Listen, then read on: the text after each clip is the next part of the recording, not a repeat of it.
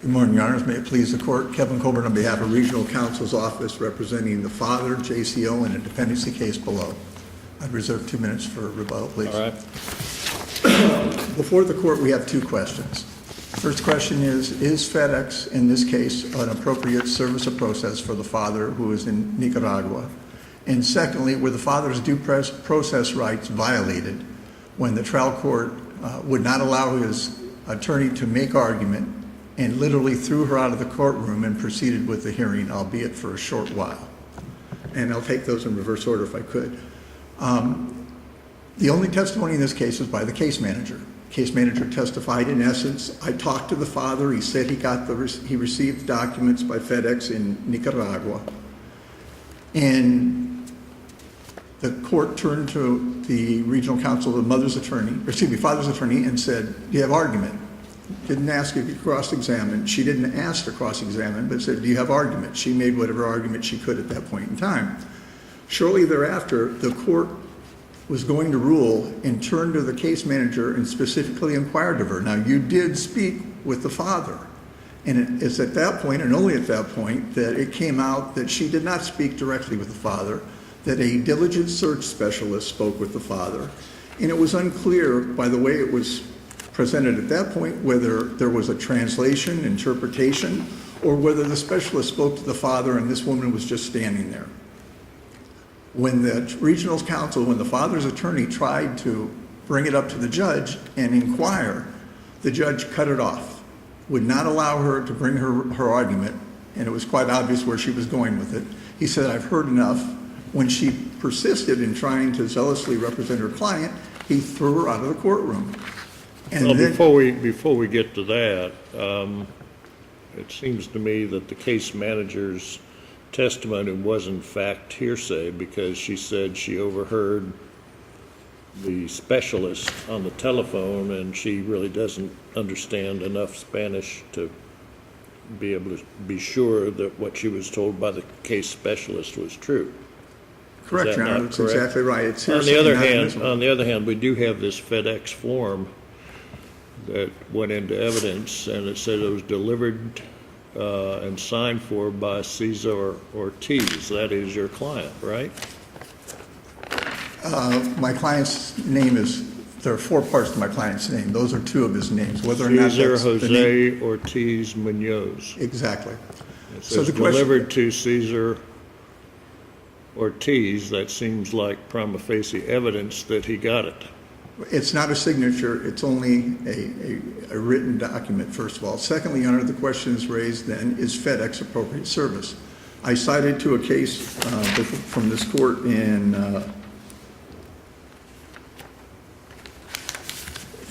Federal National Mortgage, which was under the under the constructive statute 48.194, which said that FedEx is not appropriate for service by mail. And that's out of this court. But the statute before us says notice must be given in a manner reasonably calculated to give actual notice, right? Correct. But may, of course, be done by publication. I mean, isn't this a pretty good...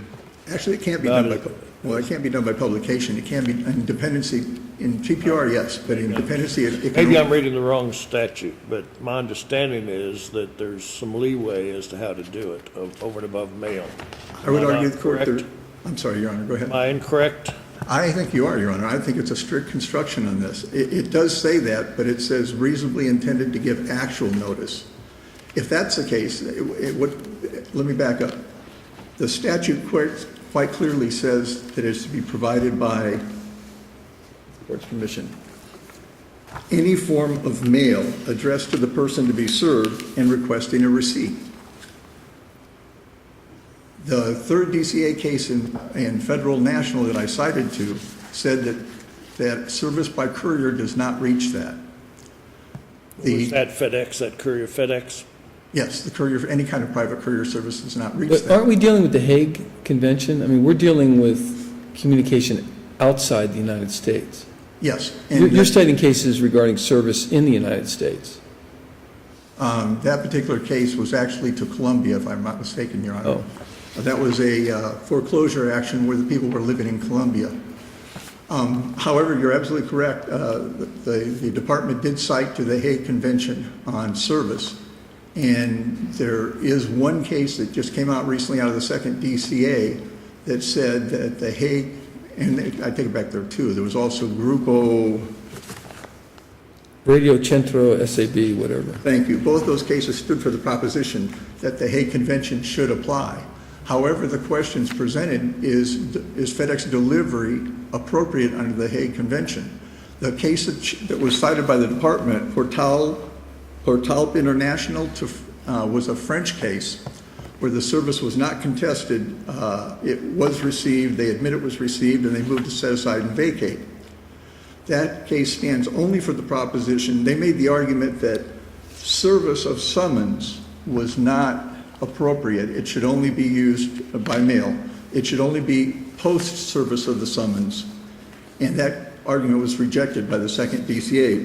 But I would direct the court to the third footnote in that case, Portal, where it asks whether FedEx is a postal channel as indicated is required in the Hague Convention. So the court itself raised the issue. It was not decided there, and it has not been decided as to whether or not the FedEx is a postal conveyance or not. Maybe this court would want to consider it as a first impression, but I believe that you're controlled by the case Federal National Mortgage, which says that it is not equivalent to How much notice was this father to get of this hearing? Sir? How many days' notice was the father to get of this hearing? Approximately 7, I believe it was, Your Honor. That's what he got. I said, how many by statute was he supposed to get? Oh, was he it 20? supposed to get? It does just reasonable, Your Honor. There's no numbers. Just reasonable. All right, you have a couple minutes left for the main discussion here. Thank you, Your Honor. The other point is it's due process as well, about the disposition, I gather, is what the second point is all about, right? That the Ms. Torres was not there? She was thrown out, Your Honor, literally physically thrown out of the courtroom, and not much went on, but the department did go ahead and continue making its argument. Before she was thrown out, the judge said, I'm reading, look at page 23 of the record now. The clerk, January 7th at 9:30. Next line. Are you dispoing today, Judge? Judge Zilber, yes, we can dispo the child. To who? Ms. McDonald, who I think is the case manager, said the child would be disposed to the custody of the maternal grandmother. Is that the child at issue in this case? Yes, it is. Okay, and then it's very possible, I suppose, that Ms. Torres may have been a little distracted because the bailiff was had grabbed her, or came close to grabbing her by then, but she wasn't tossed out until page 24, where she says, "Are you still speaking about my client? I'm entitled to be here as advocate if he's not here, Judge." Judge Silber's having none of it. He's saying, "I'm ordering you outside the courtroom." So where's the due process problem? That's exactly my point, Your Honor. It was not only that, but the department also made an argument during that period when the mother was out of the courtroom regarding the service of process, again, under the statute and under FedEx, saying it was adequate. The judge said, I have no problem with that. But all this was done while the attorney was out of the courtroom. You know, Mr. Colbert, in a lot of ways, you're a model of professionalism. And I wonder if you should not sit down with this lawyer and talk to them, because it seems to me they were interrupting the judge constantly. And one might want to make a point, but one cannot interrupt the judge. That's not effective. It's not ethical. I understand the court's point, but in admitting that at the end, she said, "Judge, if you're done now, I'd like to make my record." And he said, "No, that's it. We're done with this. I've made my decision." See, I see that language as potentially contumacious, especially in context. So, You know, Your Honor, I've heard your ruling. I respectfully might not agree with it, but she's threatening him with appeal to this court. I mean, she's interrupting him. You know, sounded like she was a little excited. zealous. I think I'd use the word zealous here. Zealous is a nice way to say it, but on the other hand, we want her to be an effective lawyer and an ethical lawyer, so. And I think she was excited about the fact, Your Honor, that originally this case manager testified in a manner that would make you think that she had talked to the father. And it was only when the court went back to her and she admitted she doesn't speak Spanish, she didn't speak directly with him, and it appeared to be hearsay, that the attorney was trying to get that in, and the judge would not allow her to get that on the record, let alone make a ruling on it. Thank you, counsel. Thank you, Your Honor. Ms. Perkins. Thank you, Judge. May it please the court, Carla Perkins for the department, Laura Lee for the Guardian Program. I would like to point to, first of all, page 20 of the transcript. And what Is the guardian ad litem here today? the Guardian ad litem attorney is here, Your Honor, Ms. Lee. And she concedes error. She concedes error based on the lawyer being asked to leave the courtroom. However, the department's position is that all necessary arguments, this is a case about personal jurisdiction over the father. All necessary arguments that the father's attorney present there needed to have been made were made. Page 20 of the transcript, I think, helps to clear everything up. And the judge asked the case manager, when did you speak to the father about calling in for the hearing that day, the 17th? She said yesterday. I think what the record clarifies there is a diligent search specialist is one who looks for a parent who is missing. We can't find the parent. This father was already found. And if you go back to prior pages in the transcript, it shows that there were a number of conversations that the diligent search specialist did have with the father prior to that date, the 16th. But that's different than the case manager, correct?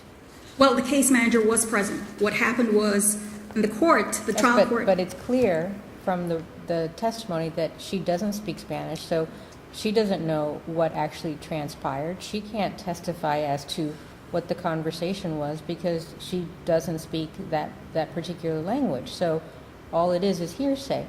I'm curious about the FedEx document. What was the foundation for that document being introduced? The FedEx document was proof of service to prove to the court. Or was it a business record? Was it certified? How do we know it's from FedEx? Well, the printout is what indicates that it's from FedEx. There was no one who came in to testify from FedEx that this was a FedEx document. It was admitted over objection, correct? Well, the document, the objection that was made basically was that FedEx was not proper service. The attorney for the department brought the document back later in the day. So you can see where the hearing started at like 9:41. Because initially there was the attorney for DCF did not have evidence of proof of service. Correct. So they came back with this. But my question Correct. is, okay, that's great. You showed up with a document, but where is the evidence that that actually is a true business record from FedEx? Well, honestly, no one from FedEx came in to testify that this was a document from FedEx, which is what would have been needed. The problem there is, number one, you had contact being made with the father the day before. And while you're saying that the case manager's testimony was hearsay, the department disagrees on the basis that when you have someone translating for you, at court hearings where you have a parent who speaks only Spanish, an interpreter is being used.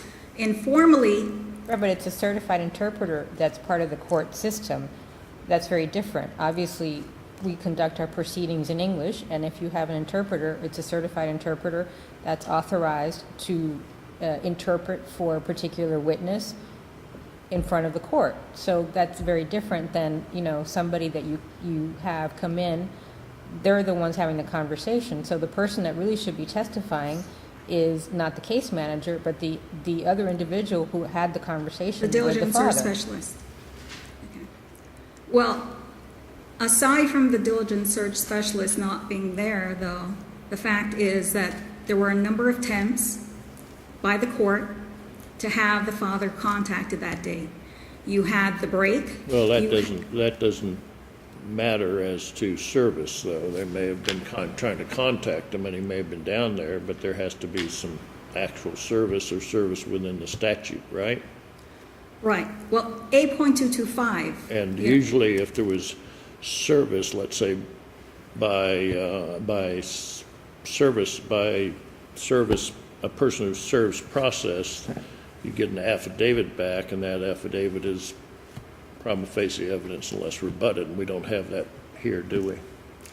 Well, the service document provided by FedEx, the lower court obviously construed it as an affidavit because it indicates the date of delivery, the time of delivery, the name of the person who signed for But it. it's not an affidavit. I mean, But it's we may not- be- it's not an We may be affidavit rather by- hyper-technical here. This may be better than the United States mail gets around in Nicaragua, but, you know, What was that raised as a, did the father object to the FedEx evidence on the basis that it was unauthenticated?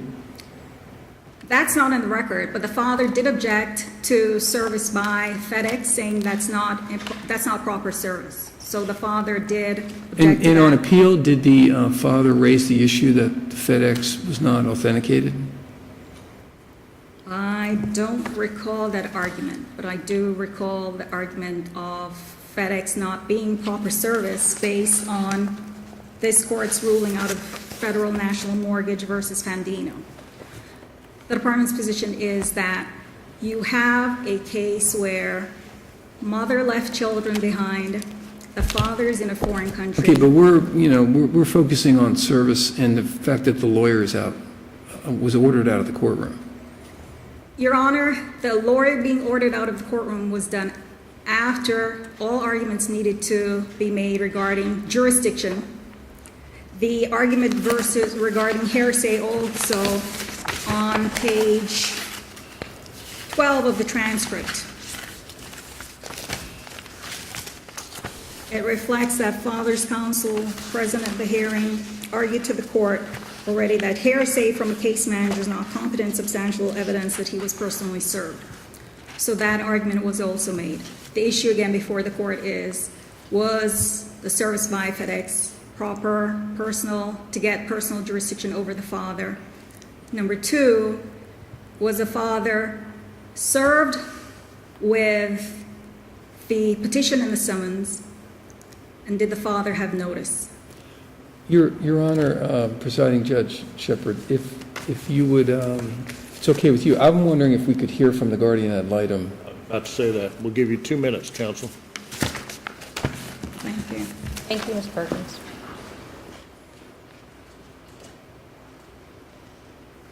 May it please the court, Laura Lee with the Guardian Ad Litem Program. The Guardian Ad Litem Program conceded error based on our reading of the record, that the father's right to due process was violated when the court ejected his attorney from the courtroom and continued to have the proceedings. One, the department continued to make argument about the service of process, and What two... was left? I mean, they had the argument about service of process, and there's an objection to the document. The document went in correctly or incorrectly. Everybody knows the case manager was dealing with hearsay. What more was there to talk about? Well, I also believe that when I read the record, on page 23 of the transcript from that hearing, on the top third, Judge Zilber says, "Bill, please escort her out," and the bailiff says yes. Mm-hmm. And then on the following page, Your Honor, Judge Shepard, you called attention to the fact where Ms. Torres, toward the bottom of page 24, said, "You're continuing the hearing without me being present." Our reading of the record is that counsel was ejected at the top of page 23. The court proceeded to dispo at the bottom of page 23. Counsel was apparently making her way out of the courtroom and then turned around and started talking to the court again. She was probably distracted, I would guess. But what else was going to happen? The disposition was going to go to the maternal grandmother. Well, I think There was nobody else around. I think the fundamental I'm issue, seeing no harm, no foul here. and the guardian would not object if this court affirmed. It's my understanding the Well, I child's thought been... you did object. We're conceding that there was that from the record, it looks like there was a violation of due process. You're conceding legal error. What's our standard of review? Conceding legal error. Correct. What's I our believe we have a standard of review on the abuse of process point? I mean, the service of process point. Well, I It's think abuse there's... of discretion, right? Well, I think there's two issues. There's the legal question of whether or not FedEx was valid, and then there's also, right, the abuse of The discretion. second piece is abuse of discretion. Correct. And on the disposition, that's pretty clearly a legal issue, constitutional issue, as to whether or not the husband was, or father was properly represented, right? Correct. I mean, he wasn't going to come up here anyway. He couldn't get here legally, right? I don't know. It would Apparently, I mean, appear to couldn't get a be the visa, case. didn't have one. All right, thank you. Sir, we'll give you 2 minutes. Thank you, Your Honors. I know it's been a long morning. Let me just point out quickly that appropriately, the person to testify to this would have been the diligent search specialist who works in the building adjacent to the courthouse, and not the case manager.